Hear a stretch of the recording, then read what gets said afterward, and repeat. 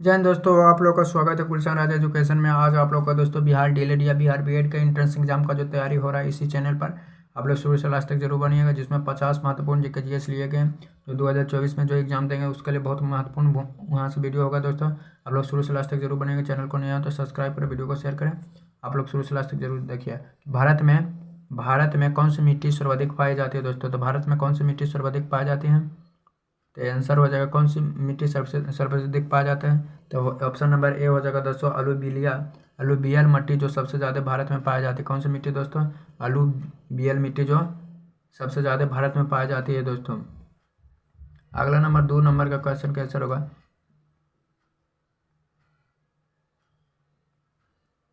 हीराकुंड जल विद्युत परियोजना किस नदी पर स्थित है? हीराकुंड जल विद्युत परियोजना किस नदी पर स्थित है दोस्तों? तो ऑप्शन नंबर सी हो जाएगा महानदी पर स्थित है दोस्तों। कौन नदी? महानदी पर स्थित है। अगला नंबर क्वेश्चन के 3 नंबर का क्वेश्चन हो जाएगा कि निम्नलिखित में से मध्य प्रदेश में कौन सा शहर जो सिरपा नदी के तट पर बसा हुआ? तो सिरपा नदी के तट पर कौन सा बसा हुआ दोस्तों? तो ऑप्शन नंबर बी हो जाएगा उज्जैन शहर जो मध्य प्रदेश के सिरपा शहर के तट पर मतलब सिरपा नदी के तट पर बसा हुआ। कौन सा? तो मध्य प्रदेश में वो उज्जैन पड़ता है दोस्तों, जो सिरपा नदी के तट पर स्थित है। कौन? तो वह उज्जैन है दोस्तों, उज्जैन। 4 नंबर क्वेश्चन हो जाएगा मणिकर्ण गर्म जल स्रोत किस राज्य में स्थित है दोस्तों? मणिकर्ण गर्म जल स्रोत किस राज्य में स्थित है? किस राज्य में स्थित है? तो ऑप्शन नंबर बी हो जाएगा हिमाचल प्रदेश में स्थित है दोस्तों। कहाँ? हिमाचल प्रदेश में स्थित है। कहाँ? हिमाचल प्रदेश में स्थित है। 5 नंबर का क्वेश्चन हो जाएगा हरित क्रांति का पिता किसे कहा जाता है? हरित क्रांति का पिता option number A Norman Borlaug को कहा जाता है दोस्तों। नॉर्मन बोरलॉग को कहा जाता है। हरित क्रांति का पिता बोरलॉग को कहा जाता है। हरित क्रांति का पिता किसे? बोरलॉग को कहा जाता है दोस्तों। अगला नंबर क्वेश्चन हो जाएगा क्षेत्रफल की दृष्टि से निम्नलिखित में से कौन सा देश सबसे बड़ा नहीं है? तो सबसे बड़ा नहीं है दोस्तों, ऑप्शन नंबर डी हो जाएगा इंडोनेशिया जो सबसे बड़ा नहीं है। सबसे बड़ा कौन सा देश है दोस्तों? तो रूस हो जाएगा। कौन सा देश? तो रूस हो जाएगा जो सबसे बड़ा है। 7 नंबर का क्वेश्चन का आंसर हो जाएगा निम्नलिखित में से कौन भारत का उत्पन्न होने वाली सबसे लंबी नदी है दोस्तों? भारत में सबसे बड़ी लंबी नदी कौन सी है दोस्तों? गंगा नदी। इसकी लंबाई 2525 किलोमीटर होता है। 2525 किलोमीटर होता है दोस्तों।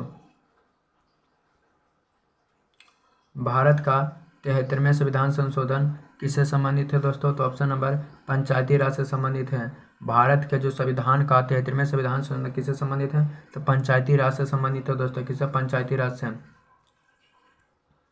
नागरिकता अधिनियम कब लागू हुआ था? नागरिकता अधिनियम कब लागू हुआ था? तो नागरिकता अधिनियम 1955 में लागू हुआ था। नागरिकता अधिनियम कब लागू हुआ था? 1955 में। कब? 1955 दोस्तों। राष्ट्रीय एकता परिषद की स्थापना कब हुआ था? राष्ट्रीय एकता परिषद की स्थापना कब हुई थी? तो 1961 में हुआ था दोस्तों। राष्ट्रीय एकता परिषद की स्थापना 1961 में। अगला नंबर क्वेश्चन 11 नंबर का हो जाएगा दोस्तों। 11 नंबर कि निम्नलिखित में से किसे राष्ट्रपिता का कार्यकाल सबसे कम था दोस्तों? कार्यकाल किसका सबसे आंसर हो जाएगा किसका कम था दोस्तों? ऑप्शन नंबर बी हो जाएगा जाकिर हुसैन जो भारत के कम राष्ट्रपति कार्यकाल थे। वह मुस्लिम प्रथम राष्ट्रपति थे दोस्तों। राजतरंगिणी का इतिहास का वर्णन किससे है दोस्तों? राजतरंगिणी इतिहास का वर्णन कश्मीर का वर्णन है दोस्तों। राजतरंगिणी जो इतिहास का वर्णन किस राज्य का वर्णन है? कश्मीर का वर्णन है दोस्तों। द्वितीय बौद्ध संगीता कहाँ आयोजित हुआ था? द्वितीय बौद्ध संगीता कहाँ हुआ था? तो वैशाली में हुआ था दोस्तों। द्वितीय बौद्ध संगीता कहाँ आयोजित हुआ था? वैशाली में हुआ था। कहाँ? तो वैशाली में हुआ था। निम्नलिखित में से किसे एक रात के नाम से भी जाना जाता है? निम्नलिखित में से किसे एक रात के नाम से भी जाना जाता है? तो ऑप्शन नंबर ए हो जाएगा महापद नंद हो जाएगा। तो एक रात के नाम से भी जाना जाता है। निम्नलिखित में से कौन सा है एक रात के नाम से जाना है? तो महापद नंद। सिंधु घाटी सभ्यता का प्रमुख विशेषता क्या थी दोस्तों? सिंधु घाटी सभ्यता की प्रमुख विशेषता यह शहरी सभ्यता थी दोस्तों। ऑप्शन नंबर बी हो जाएगा। ऑप्शन नंबर बी हो जाएगा, यह शहरी सभ्यता थी। निम्नलिखित में से कौन सी फसल भूमध्य रेखीय फसल है दोस्तों? भूमध्य रेखीय फसल कौन सा है? तो रबर हो जाएगा। ऑप्शन नंबर बी हो जाएगा दोस्तों। ऑप्शन नंबर बी होगा, रबर फसल है। 17 नंबर क्वेश्चन हो जाएगा निम्नलिखित में से कौन सा एल्युमिनियम अयस्क सर्वाधिक महत्वपूर्ण है? तो एल्युमिनियम का अयस्क कौन सा है दोस्तों? तो बॉक्साइड है जो सर्वाधिक है। बॉक्साइड है। कौन सी है? तो बॉक्साइड है। सरहिंद नहर किस नदी पर स्थित है दोस्तों? सरहिंद नहर किस नदी पर स्थित है? तो सतलज नदी पर स्थित है दोस्तों। कहाँ? सतलज नदी पर। उपचय क्या है दोस्तों? उपचय क्या है? तो उपचय ऑप्शन नंबर सी हो जाएगा। जैव अणु का संश्लेषण और टूट जाना उपचय कहलाता है। जैव अणु का संश्लेषण और टूट जाना उपचय कहलाता है दोस्तों। क्या है? उपचय कहलाता है। भारत में बॉक्साइट का सर्वाधिक उत्पादन किस राज्य में किया जाता है? तो सबसे ज़्यादा बॉक्साइट का उत्पादन उड़ीसा करता है दोस्तों। कौन करता है? उड़ीसा सबसे ज़्यादा उत्पादन करता है दोस्तों, उड़ीसा। अगला नंबर क्वेश्चन, भारत में वन्य जीव में फ्लाइंग बॉक्स क्या है दोस्तों? तो चमगादड़ है दोस्तों। फ्लाइंग बॉक्स क्या है? तो चमगादड़ है। फ्लाइंग बॉक्स क्या है? तो चमगादड़ है। बोमेस और डीमोच निम्नलिखित में से किस ग्रह का प्रतिकी उपग्रह है दोस्तों? तो मंगल के हैं दोस्तों, मंगल के ग्रह हैं। मंगल के दो। मरुभूमि राष्ट्रीय उद्यान किस प्रदेश में? मरुभूमि राष्ट्रीय उद्यान किस प्रदेश में? तो राजस्थान में है दोस्तों। घाटी गांव वन अभियान किस प्रदेश में? घाटी गांव वन अभियान किस प्रदेश में है? तो ऑप्शन नंबर डी हो जाएगा, मध्य प्रदेश में है। घाटी गांव वन जीव अभियान किस प्रदेश में है? तो मध्य प्रदेश में है दोस्तों, मध्य प्रदेश में। माधवगढ़ राष्ट्रीय उद्यान किस प्रदेश में? माधवगढ़ राष्ट्रीय उद्यान किस प्रदेश में? ऑप्शन नंबर सी होगा, मध्य प्रदेश में है। प्रोजेक्ट एलिफेंट की शुरुआत कब हुई थी दोस्तों? प्रोजेक्ट एलिफेंट की शुरुआत कब हुई थी? तो 1992 में हुई थी दोस्तों, 1992 में। प्रोजेक्ट एलिफेंट का शुरुआत 1992 में। कब? तो 1992 में हुआ था। भारत में पहली यूरेनियम खान कहाँ है दोस्तों? तो जादूगोंडा में दोस्तों, जादूगोंडा में। भारत में पहली यूरेनियम खान कहाँ स्थित है? तो जादूगोंडा में दोस्तों। कहाँ? जादूगोंडा में।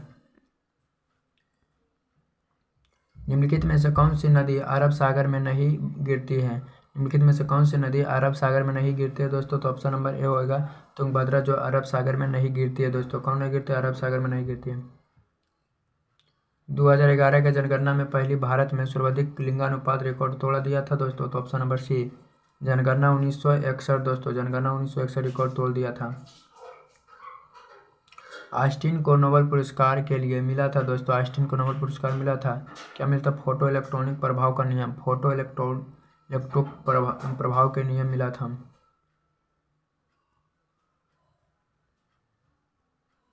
यदि किसी गतिमान वस्तु का वेग 1.5 गुना बढ़ जाए तो उसकी गतिज ऊर्जा क्या होगा दोस्तों? ऑप्शन नंबर सी, 2.25 गुना हो जाती, 2.25 गुना हो जाती है।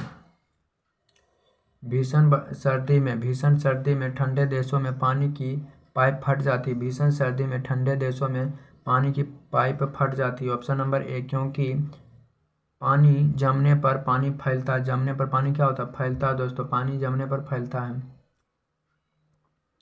किस द्रव का पृष्ठीय तनाव के कारण होता है? ऑप्शन नंबर बी हो जाएगा, अणुओं के मध्य संजक बल होता है। अणुओं का मध्य कौन सा बल होता है? संजक बल होता है दोस्तों।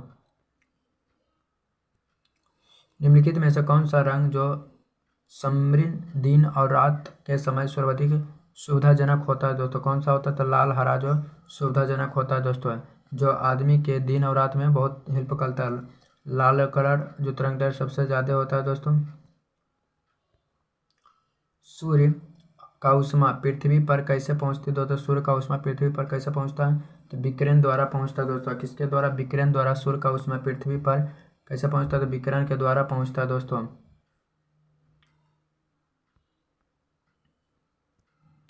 ध्वनि ऊर्जा को विद्युत ऊर्जा में परिवर्तित करने वाले यंत्र का नाम क्या है? ध्वनि ऊर्जा को विद्युत ऊर्जा में परिवर्तित करने वालों को माइक्रोफोन कहा जाता है दोस्तों। क्या कहते हैं? माइक्रोफोन कहा जाता है। वायु की अपेक्षा आर्द्रता का मापन एवं रिकॉर्ड करने का वाला उपकरण क्या है दोस्तों? तो हाइग्रोमीटर है दोस्तों। क्या है? हाइग्रोमीटर है। चावल पकाना कठिन होता है दोस्तों। चावल पकाना कठिन होता है कहाँ? पर्वत के शिखर पर चावल पकाना कठिन होता है। निम्नलिखित में से कौन पृष्ठीय तनाव का परिणाम होता है? निम्नलिखित में से कौन पृष्ठीय तनाव का परिणाम होता है दोस्तों? ऑप्शन नंबर सी हो जाएगा, कोशिकीय क्रिया दोस्तों। कोशिका क्रिया जो पृष्ठीय तनाव परिमाण होता है। घड़ी का स्प्रिंग का भंडारित ऊर्जा होता है दोस्तों। कौन सा होता है? स्थिति ऊर्जा होता है। घड़ी के स्प्रिंग में कौन सा? तो स्थिति ऊर्जा होती है। एंजाइम मूल रूप से होता है दोस्तों। एंजाइम मूल रूप से क्या होता है? प्रोटीन होता है दोस्तों। ऑप्शन नंबर सी होगा। क्यों शीतकाल की तुलना में ग्रीष्मकाल में अधिक मछलियाँ मरती है दोस्तों? क्यों मरती हैं? क्योंकि ऑक्सीजन के अपक्षय के कारण। क्यों शीतकाल की तुलना में ग्रीष्मकाल में मछलियाँ अधिक मरते हैं? ऑक्सीजन की अपक्षय के कारण दोस्तों। निम्नलिखित में से किस वर्ग का जीव जल्दी प्रजनन होता है? ऑप्शन नंबर सी प्रोटोजोआ के ऑप्शन नंबर सी प्रोटोजोआ के दोस्तों। पोर्टलैंड सीमेंट का आविष्कार किसने किया था?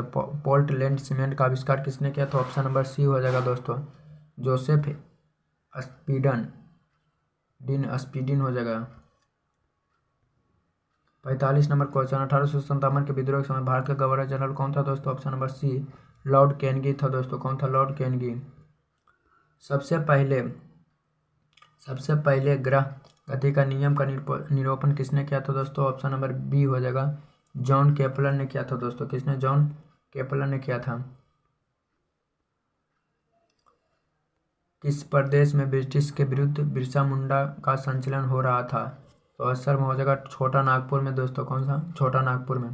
भारत छोड़ो आंदोलन का नारा क्या था? करो या तो मरो। किसने दिया था? महात्मा गांधी। भारत छोड़ो आंदोलन का कब हुआ था? तो 1942 ईस्वी में। 1942 ईस्वी दोस्तों। किस संग्रहालय में कुषाण की मूर्तियों का संग्रह अधिक मात्रा में है दोस्तों? आंसर में मथुरा संग्रहालय में दोस्तों। कहाँ? मथुरा संग्रहालय में। महाभारत का लेखक कौन है दोस्तों? महाभारत के लेखक वेद व्यास हैं दोस्तों। सुरेश लाख तो जरूर बनिएगा। 50 को था दोस्तों।